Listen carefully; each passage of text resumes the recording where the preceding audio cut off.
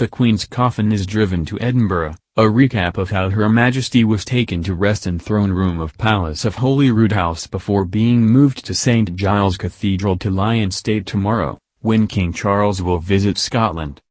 Here, recap Mail Online's blog coverage of Queen Elizabeth II's coffin being taken to Edinburgh on its way back to London ahead of her funeral on September 19, which will be a bank holiday. Up to 325,000 mourners will pay their respects to the Queen this week when her coffin is brought to the Palace of Westminster. Her body will lie in state at Westminster Hall from 5 p.m. on Wednesday until 6:30 a.m. on the morning of her funeral on September 19. Officials warned last night that mourners may have to queue for many hours, possibly overnight.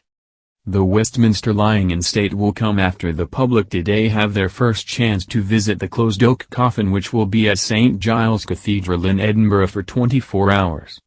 Funeral directors advert in window of Queen's hearse removed while coffin was driven to Edinburgh. The funeral directors carrying the Queen's oak coffin from Balmoral to Edinburgh earlier today were faced with a blunder when eagle-eyed royal watchers noticed its logo on the window of the hearse. A large sticker with the name of the undertaker William Purvis was spotted as the vehicle left the Royal Scottish Estate around 10 a.m. this morning. By the time the hearse arrived in the Scottish capital, however, the advertisement had been mysteriously removed. Royal Family opens online book of condolence. The royal family has set up an online book of condolence so people wishing to pay tribute to Her Majesty the Queen can do so from around the world. Celebrities pay tribute to Her Majesty at Disney's D23 Expo. Jude Law said he was reflecting on the death of the Queen while going through a process of mourning and rediscovery as he led a number of stars who paid tribute to the late monarch at Disney's D23 Expo 2022 in Anaheim, California on Sunday. Speaking honestly after the Queen's death this weekend, actor Jude, 49, said, "I can't say I was shocked. I was just more reflective, I suppose, of someone who one has grown up with and whose parents have grown up with. She's a huge part of my country's sense of identity, and so in a way now we're going to go through a process of mourning but also a process of rediscovery." On the new head of state, King Charles III, Jude added, "The future of the throne will be reinvented by the new sovereign. He'll make it his own." Other celebrities including Amy Adams, Maya Rudolph and Lucy Liu also paid tribute to Her Majesty. Moving moment: Prince Anne performs deep curtsy for her mother's coffin. This is the poignant moment. Princess Anne maintained royal protocol with a deep curtsy towards the Queen as her mother's coffin was brought into the Palace of Holyrood. The Princess Royal, 71, performed the moving tribute as the coffin was carried into the palace, having travelled with the cortege from Balmoral to Edinburgh today. Anne was visibly emotional as she lined up alongside the Queen's children and their spouses, Vice Admiral Sir Tim Lawrence, Prince Andrew and the Earl and Countess of Wessex. Sophie was seen reaching out to console Anne, who was at her mother's bedside during her final hours at Balmoral on Thursday. Being the Queen's only daughter, the pair shared a special bond that was highlighted today as Anne made the 6-hour journey from her mother's beloved Balmoral to Edinburgh in a vehicle behind the hearse. "It felt like a light of the world had gone out," Queen's pageant master pays tribute to Her Majesty.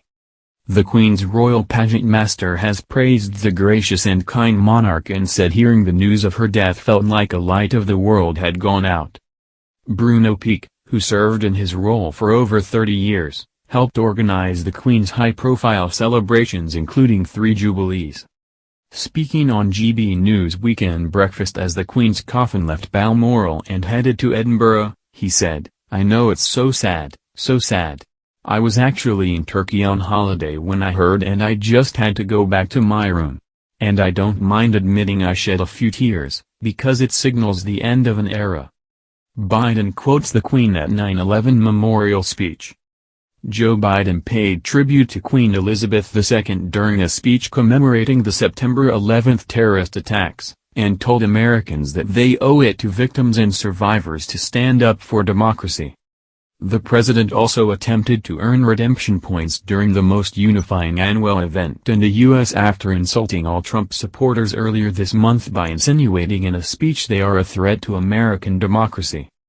During remarks at the Pentagon on Sunday, just 3 days after Queen Elizabeth's death, Biden quoted the monarch by saying, "Grief is a price we pay for love."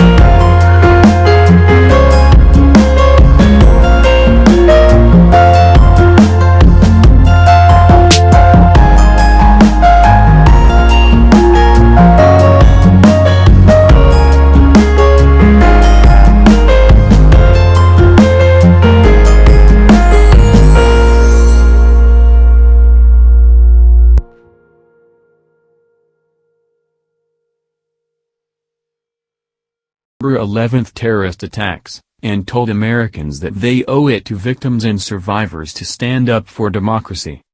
The president also attempted to earn redemption points during the most unifying annual event in the U.S. after insulting all Trump supporters earlier this month by insinuating in a speech they are a threat to American democracy.